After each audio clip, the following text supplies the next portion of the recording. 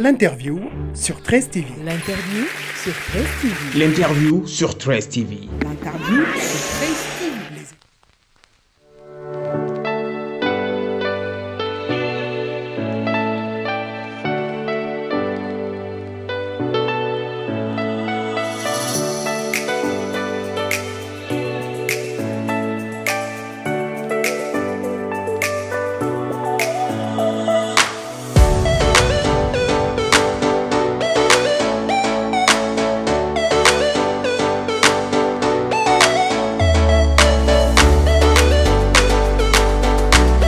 article bi bon gis naa ko mais defuma dara ah parce que dama yaakaar ne en sport moom tant que yaa ngi mën am say compétences war nga ma ci nekk di liggéey je pense que loolu moom du question d'actualité parce que en fait am na entraîneurs yoo xam ne tey boo leen gisee am nañu 80 ans n'est-ce pas parce que sport moom sport la quoi compétence la quoi da ngay def ba mënatu la nga bàyyi nga arrêté mais encore une fois ministre ci boo xam sax moom dafa jaaxle parce que loolu moom yëgu ko sax quoi. parce que waxu ci parce que en fait en réalité moom yoon nekkul ci ñun daal parce que ñun kay peut-être ku ñun ki ñuy liggéeyal mooy président fédération bi ñoom ñoo ne peut-être ñooy seet ñoom ndax li ñuy liggéey neex na leen wala neexu leen bon ñu tàggoog ñoom n'est-ce pas parce que ñoom ñooy proposer ministre bi pour mu def simplement la arrêté mais ministre bi loolu rek la ciy def mais président fédération su bëggul moom moo am peut-être yellow peut-être tàggoog waa ji wala nekk ak waa ji président fédération et puis d'ailleurs sax ne moom mu ne moom li ma jaaxal mooy xanaa boo doon dindi ñëpp sax danaa ji ba mu des yow parce que liggéey bi ngay liggéey vraiment dafa nekk liggéey bu rafet parce que résultat yi vraiment quand même nit ki quand même loolu la ñu soxla kuy def ay résultats. fi ma position bi ma nekk la je suis DTN aujourd'hui j'ai fait que le poste de DTN est convoité. Et suscite beaucoup d'engouement. Parce qu'avant moi, il y avait d'autres qui étaient. Moi, je suis engouement. Donc, Dieu merci, je créé un engouement autour du poste de DTN de football. Ce qui n'était pas peut-être. C'est déjà ça, c'est une bonne chose. Parce qu'on n'en a jamais autant parlé. Même quand il a fallu de choisir un président de fédération, on avait l'impression qu'on choisissait un DTN.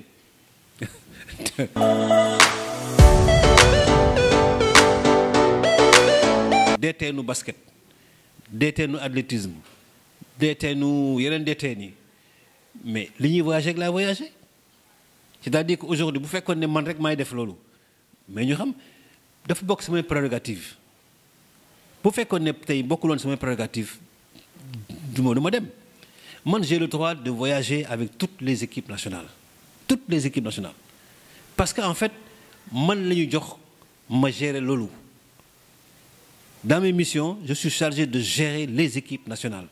Gérer, mais c'est tout dire. C'est dans la préparation, dans les regroupements, jusqu'au match.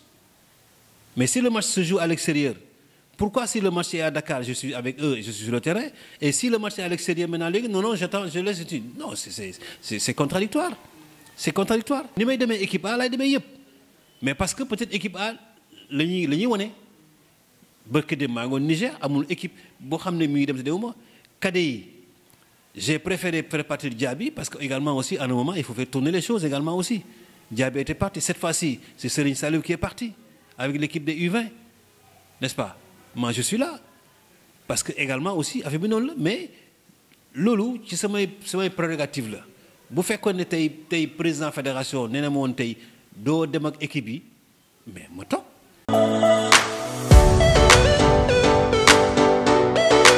C'est là où les gens ne comprennent pas. Le DTN, il ne descend pas sur le terrain. Moi, j'ai un travail de conception. C'est-à-dire que moi, la fédération définit une politique de manière théorique. Moi, je la rends pratique sur le terrain. Par des projets, n'est-ce pas, de compétition, de gestion. Parce que ñaar moo am développement et compétition. La compétition, c'est la gestion des sélections nationales. Le développement, c'est la gestion des compétitions des jeunes. Mais c'est ce que je fais comme travail. La formation des cadres. Et tout ça, je le fais. Donc, moi, je n'ai pas besoin d'être à Diourbel pour qu'une formation ait lieu. Ou bien pour que les gens jouent. Je n'ai pas besoin d'être là. Mais par contre, ce que je fais, c'est que toute la conception technique part d'ici. N'est-ce pas? Tout le format part d'ici. Moi, je réfléchis, je propose à la fédération des solutions aux problèmes qui se posent à notre football.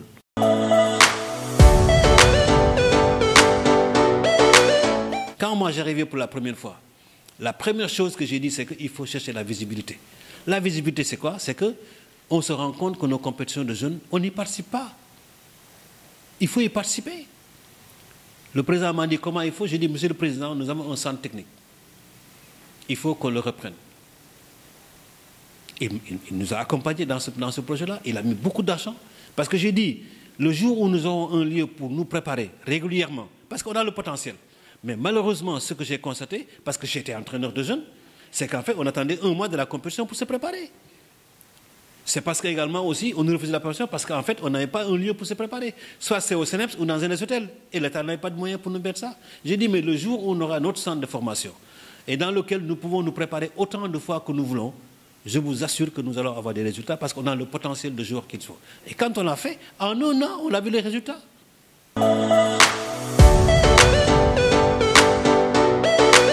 Maintenant, il faut penser au développement. Développement, c'est quoi? Moi, des femmes avec compétitions, surtout au niveau des jeunes, moi, aujourd'hui, fédération, moi, j'ai le moyen, subvention, Djoko Ligi, organiser une compétition au niveau de votre région pour les petites catégories. Mais si je constate ay sooré ci compétition yi damay ñëwaat ma leen attention parce que région yi kat compétition bi ak compétition bi ni ñu ko defee baaxul damay jàpp ni d'abord que U17 amul que ñaari région ñoo koy organiser lu tax ma posé question ñu wax man lu tax ñu ne ma lii ak lii ak lii ak li ma tax mais man c'est là où man lay jóg léegi pour xool pour comment corriger parce que bu ñu mënee tey U17 yi amul ci région yi ma ne leen lu tax amul ñu ne ma non parce que amuñu licence ma ne mais pourquoi amuñu licence ñu ne waaye parce que fédération moo ñuy laaj carte d'identité ma jël soit fédération administrative ma laaj leen ñu ne ma ñun dañuy bëgg a xeex fraude bi moo tax bëggatuñu jël extrait de naissance léegi carte d'identité li ñuy jël ma delluwaat ci liggéey ma ne leen mais pourquoi xale yi mënuñu am carte d'identité ñu ne ñu non ñun wax nañu ba sonn mais xale yi dañu bëggul teel a ñàkk seen bopp léegi ma ne ah bon ma ne leen waaw ma ne ah kooku loolu c'est un problème parce que nag mënoo jàpp waa ji par force ne ko demal wuti carte d'identité nationale mais il faut que ñun ñu trouver solution. Quand moi j'arrivais pour la première fois la première chose que j'ai dit c'est qu'il faut chercher la visibilité. La visibilité c'est quoi? C'est que on se rend compte que nos compétitions de jeunes on n'y participe pas. Il faut y participer. Le président m'a dit comment il faut. J'ai dit monsieur le président nous avons un centre technique. Il faut qu'on le reprenne. Il nous a accompagnés dans ce projet-là. Il a mis beaucoup d'argent. Parce que j'ai dit, le jour où nous aurons un lieu pour nous préparer régulièrement, parce qu'on a le potentiel. Mais malheureusement, ce que j'ai constaté, parce que j'étais entraîneur de jeunes, c'est qu'en fait, on attendait un mois de la compétition pour se préparer. C'est parce qu'également aussi, on nous refusait la préparation parce qu'en fait, on n'avait pas un lieu pour se préparer. Soit c'est au CNEPS ou dans un des hôtels. Et l'État n'avait pas de moyens pour nous mettre ça. J'ai dit, mais le jour où on aura notre centre de formation et dans lequel nous pouvons nous préparer autant de fois que nous voulons, je vous assure que nous allons avoir des résultats parce qu'on a le potentiel de joueurs qu'il faut. Et quand on l'a fait, en un an, on a vu les résultats.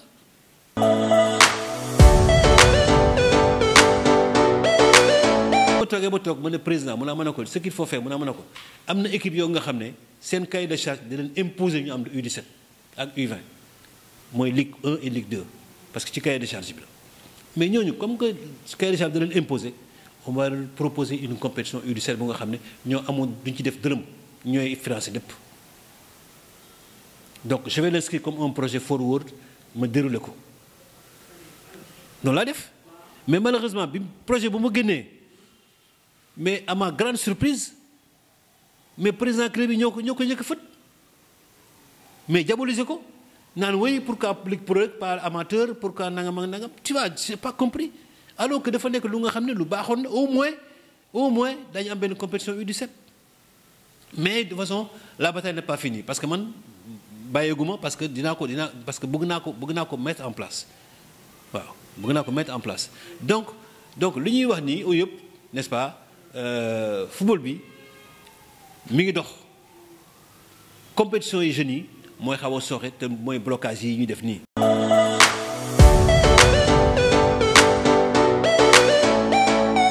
Quand moi j'arrivais pour la première fois la première chose que j'ai dit c'est qu'il faut chercher la visibilité. La visibilité c'est quoi? C'est que on se rend compte que nos compétitions de jeunes, on n'y participe pas. Il faut y participer. Le président m'a dit comment il faut. J'ai dit, monsieur le président, nous avons un centre technique. Il faut qu'on le reprenne.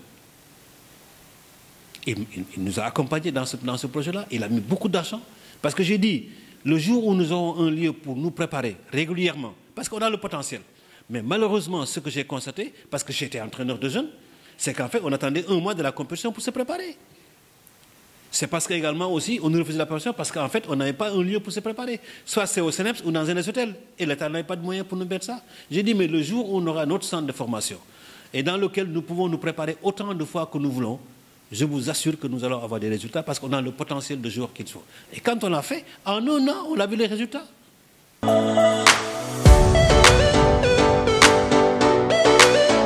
que je fais, sur le démarrage du championnat des U15.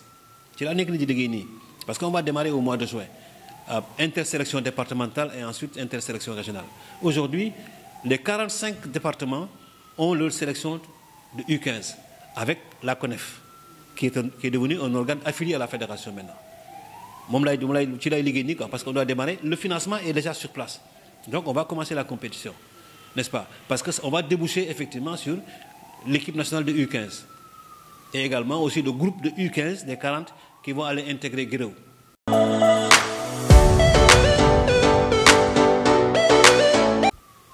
En Afrique, li tax ñuy sox yépp mënu gagner coupe du monde, c'est parce que effectivement intermédiaires ñoo yag. Afrique ñaari compétition mo am en jeune, c'est U17, c'est U20. Comment tu peux comprendre un jeune qui joue en U17 qui te joue peut-être 2 ou 3 matchs éliminés. Pour du U20, il reste 3 ans ou 2 ans sans compétir. C'est là où il plombe. C'est là où il plombe complètement. C'est-à-dire que U17, il va 2 ans, 3 ans pour être éligible pour jouer en U20. Mais tu dis que qu'est-ce qu'il fait? Il ne compétit pas. Parce qu'il n'y a pas de championnat de U18, un championnat U19, il n'y a qu'un championnat de U20. Et c'est là où moi aussi, je suis entré pour créer la compétition de U19. C'est-à-dire parce que pour améliorer la compétitivité de nos joueurs, nos jeunes là qui étaient éliminés à la CAN là, aujourd'hui, Sunel Baye, mais ils vont poireauter encore pendant 2 ans avant effectivement de nous arriver en U20. Mais il ne faut pas.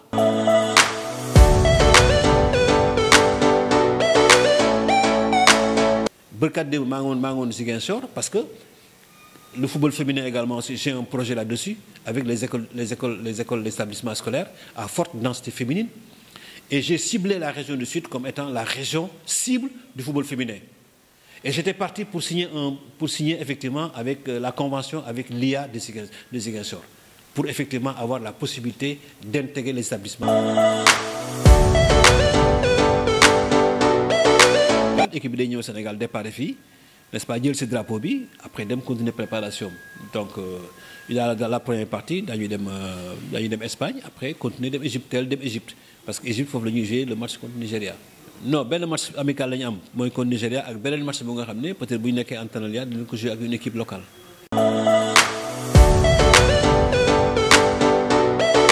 Fexé ba ag final au moins. Parce que ba ag final nak légui nak nga wuti affaire bi nga xam ne moom la ñuy wër quoi. Mais loolu moo c'est-à-dire que vraiment il faut que ñu góorgóorlu vraiment ba àgg final waaw parce que quand même nekk na suñuy corde bu fekkee ne peut-être que nekkul suñu corde ba dañ ko wax mais nekk na suñu ko parce que en fait comme ni mu waxee on a un bon groupe am nañu ay joueurs yi nga xam ne tey final ils ont faim am nañu expérience conditions également yi leen teg également aussi baax na n'est-ce pas? Mais je pense que li ci des nag mën na comme ni ma wax rek mooy xale yi di dugal bali ci biir camp bi rek loolu rek moo des.